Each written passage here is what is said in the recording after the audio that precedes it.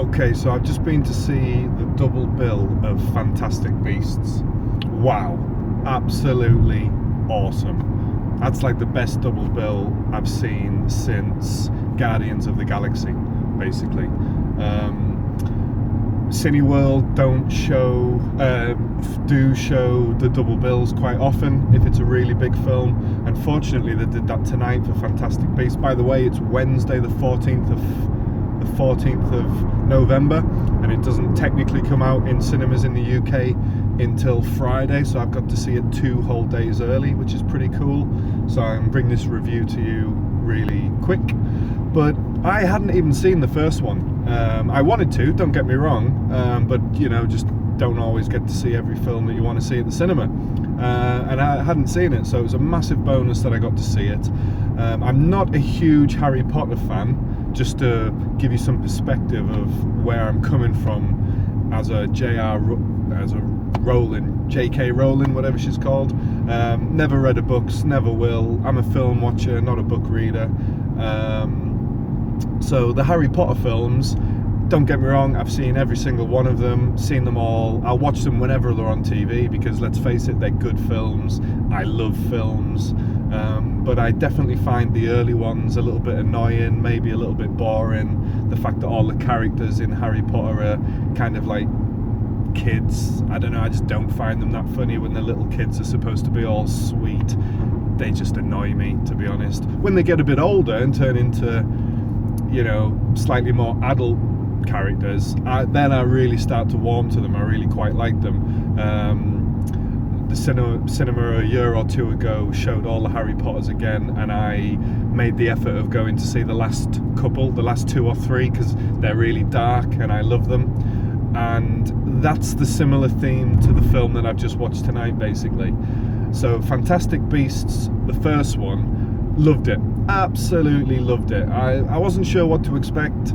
I love magic, you know, I used to do magic when I was a kid. I was obsessed with it. I absolutely love Lord of the Rings. They're my favourite films by a mile.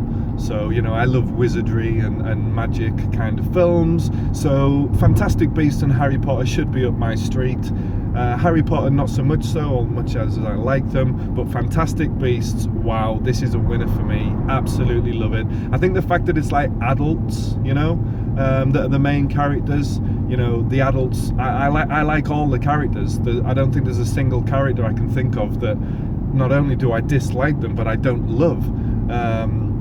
So Fantastic Beasts and where to find them, you've got to probably agree with me that that kind of fat guy is just hilarious. He drinks the juice and he laughs out loud, stuff like that. You know, I thought he was an absolute brilliant character, loved him. And then that girl that finds him attractive, who can mind read, I loved her. She reminded me of that character out of Harry Potter, the kind of Irish sweet little girl who's just so lovely. That's exactly what this mind reader character reminded me of. So I really like her as a character, really like the fat guy. And I've not seen the trailer, so I hope this isn't a spoiler, but they're both in whoa, my camera is falling. They're both in this film, which I was really pleased about. And then it made me realise, just like Harry Potter, these are just going to be a continuation of one big storyline, I guess, like Lord of the Rings, you know, chunked down into small books or small films. So J.K. Rowling, goddamn, she's good. I guess if you're a book reader, she must be just amazing books to read. As a storyteller, I think she's brilliant, and she's absolutely nailed it with these Fantastic Beasts films. So I've really enjoyed them. The first one, I think you'd probably agree, my take on it was just like a comedy, really. Thought it was hilarious. The beasts were all so cute, especially that little black kind of badgery, ottery type thing, whatever you'd call it, who just loves taking anything that's shiny. It's like a magpie. My god, that is so funny. I love that character. I think he's brilliant. He's in the second one, yes, and he's absolutely awesome in the second one again. Just so cute and adorable. So I think when you've got characters like that, I think that's a really good thing. And obviously the characters continue throughout the stories, which is great, so you're really getting to know the characters. They're really likable, like I've already said. So the first one was very much a comedy, just get to know the characters. This is what the film's going to be about, you know, a little bit like the first Harry Potter. It was introduce you to all the characters, try and be as funny as possible, and probably quite a light-hearted film. Well, that's what I thought Fantastic Beasts and Where to Find Them was. Very light-hearted, you know, very enjoyable, very easy watching, and I would probably give that film, it's a solid 8 out of 10. I'd maybe creep it up to an 8.5 out of 10, just now that I've seen the second one and I've really got to know the characters a bit more and get to like the characters a bit more. So I'd give the first one an 8.5, and when I was watching the second one, I was thinking to myself, this is again a solid 8. Now, you might think 8, that sounds not that good, but for me 7 is awesome. If you're 7 out of 10, it's a film you absolutely want to go and see. You know, 7 out of 10 is good. 8 out of 10 is really good. You know, 9s are just off the chart ridiculous, and 10 is like, you know, you're gonna want to go to the cinema as many, like 10 times, not 10, but probably 4, 5, 6 times while it's on at the cinema. So 10s are going to be rare, 9s are pretty darn rare, and they're probably going to be mostly your blockbuster Star Wars type, you know, franchise films. So, you know, I was thinking the second one, what am I giving this? And this would probably give you an idea of how the film developed. At first I'm thinking, yeah, this is an 8. About halfway through the film, I'm thinking, nah, this is brilliant. This is an 8.5. By the end of the film, it's a 9. It's so a 9. That could even be a little bit harsh, just giving it a 9. But yeah, it's a 9. What a great film. So much darker than the first film. Like I say, I haven't seen the trailer. Quite often when I go to the cinema, I don't get there in time to see the trailers. So unfortunately I haven't seen the trailer for this, but I can imagine the trailer must have been awesome. So I won't say too much about what happens in the film, because some people don't like to watch trailers, some people don't like to know anything. I went into both of these films not knowing anything about them, thoroughly enjoyed both of them, just let the movie take me on a journey. You could argue that the first movie, you know, maybe didn't have that darker plot, a deeper plot, maybe some critics might say. But for me, it was just thoroughly entertaining. You've got nice wizardry stuff going on. Who doesn't like magic? You know, there's loads of magic, likable characters. Yes, there might not have been that much going on in the plot, but who cares? You know, if you sit there for a couple of hours, thoroughly enjoy a film, takes you away. I don't even remember thinking about shit much when I have a real problem with not being able to switch off my brain, and during both of these films, it was only a small time during the second film when I started thinking about other stuff and probably missed about, you know, 15-20 seconds and thought, oh shit, what just happened then? Did I miss something important? So that tells you a lot, that they're very absorbing films. You know, they're entertaining, they engross you. They really pull you into the story. I mean, I was watching it in a cinema that, I don't know if it was IMAX or not, but the screen was huge. I haven't been in this screen at this Cineworld for a long time. I was sat right near the front, and the screen was huge, and it was just perfect. Really, you know, really big screen. So I would recommend, if you go and watch these films, sit as close as you can bear, you know, make it in your face, but not too much that you're having to look left and right, obviously, every time you want to absorb what's on the screen. But really good. Maybe the screen definitely helped. Just awesome. Just loved it. Just loved it. You'd come out of the cinema, it was a double bill, you know, back to back. Fantastic 1, Fantastic 2, and Fantastic number 2 really got stuck in with the storyline, really got going. It was like right from the start, it continues off kind of where the first one left. So you've got the introduction of the Johnny Depp character. I won't say any more for those that might be unfamiliar and just want to ride out the movie as it plays. Like I say, I'll keep the spoilers well and truly to a minimum, but basically the Johnny Depp character is there right from the start, and the good thing is that I loved about this was, like I say, it continues with characters that we already knew and loved from the first film, and stupidly, you know, I didn't know whether that was necessarily going to happen. I didn't know what to expect from this movie franchise, don't know much about it. Certainly, like I say, don't read the books, but I was quickly realizing, yeah, this is, apparently it would be just like the Harry Potter films. Same characters, build up, develop, storyline continues. Stuff that happened in the previous films is still relevant in the next film, and so on and so on. So I was pleased about that. That made me quite happy straight away. I was like, yes, I like this. The characters that you love are there, and if anything, you just love them more.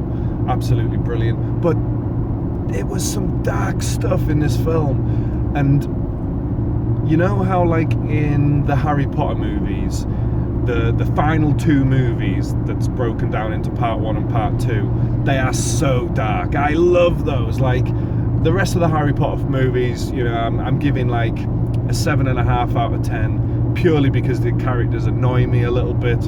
But the last two are like 9 out of 10 kind of movies. Dark, love it, brilliant. Well, that's totally how this movie is. It's like it's only the second movie in the franchise. I don't know how many she's planning on doing.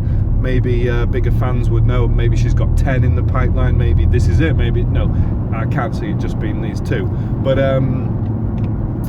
just immediately we've got into some dark stuff with Fantastic Beasts, and personally I love that. I don't want to go and watch a Disney film, and that's not what these are. These are, you can watch them with kids, don't get me wrong. I've got a 10-year-old niece. She could have totally, she's 11, she could have totally gone and watched this film with me. I think it was a 12A, fine for kids, but there was some parts that they're not exactly scary, but you're enjoying the darkness. It's like, yeah, this is nice. This is, it's not supposed to be terrifying, the darkness, but it's just satisfyingly dark, So you've got this whole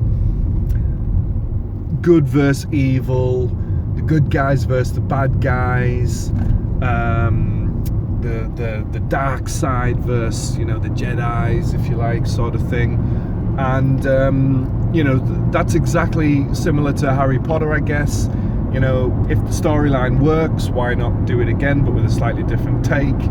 And it was just brilliant, non-repetitive. It didn't feel like it was totally copying Harry Potter. I mean, the similarities, I guess, but it was satisfying. It was very satisfying. Johnny Depp is in this one, and I liked his character.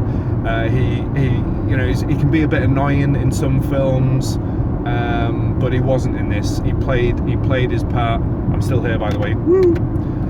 He played his part really well, and he was good.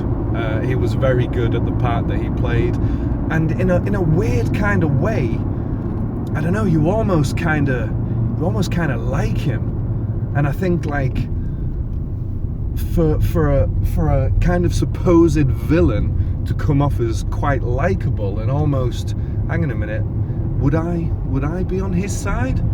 Do I agree with what he's saying? Some of, I can kind of see where he's coming from, you're kind of thinking, and that's brilliant as well. But generally speaking, the theme of this movie is dark from the offset, and it just gets darker and darker, and some things happen at the end that you just love the fact that they happened. It's like, oh my god, that is awesome, that is so awesome, and I can't wait to see how those storylines develop in future films. I found the storyline incredibly enjoyable with this film.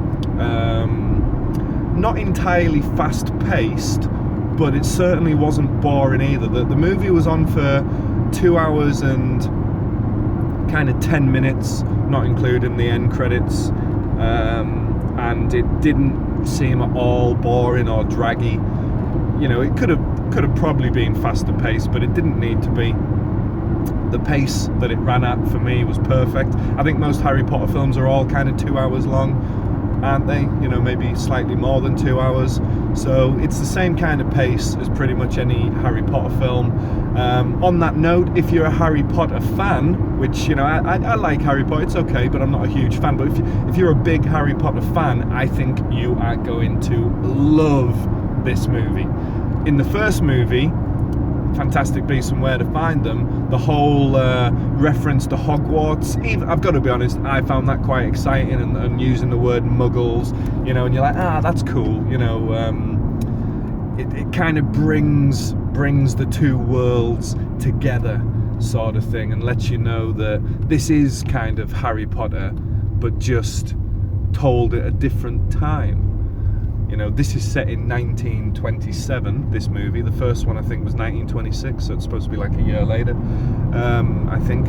But I don't know when the Harry Potter movies were supposed to be set, but I get the impression it was kind of more modern era, kind of, you know, nowadays. So this was set in the early 1900s, and they, like I say, they reference Harry Potter stuff again, like what do you call it, Hogwarts and stuff, and muggles, and it is very, very satisfying. But particularly in this episode, the second movie, I think, you know, if you're a big Harry Potter fan, I'll be surprised if you don't absolutely love this movie.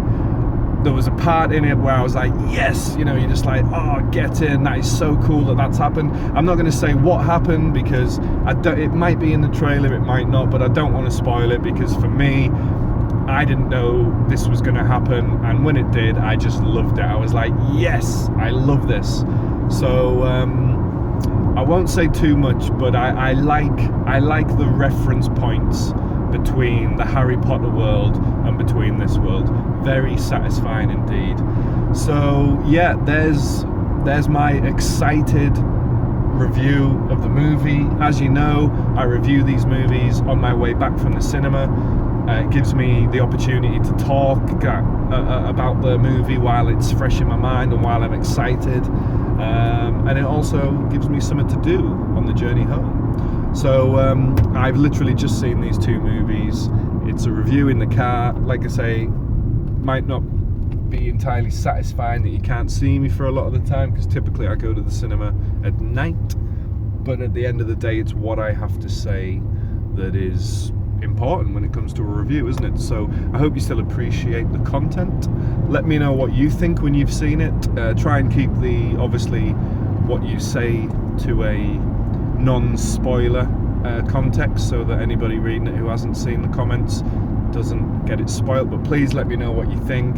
I thought this was an absolute rock star 9 out of 10 film. My recommendation would be go and see it ASAP. This is going to be at the movies, what is it now? This is going to be at the movies till Christmas. It has to be. 6 weeks, that's nothing. For a big blockbuster, you know, it'll definitely be at the movies still at Christmas. So my recommendation would be go and see it now, and then go and see it again just before it finishes at the cinema.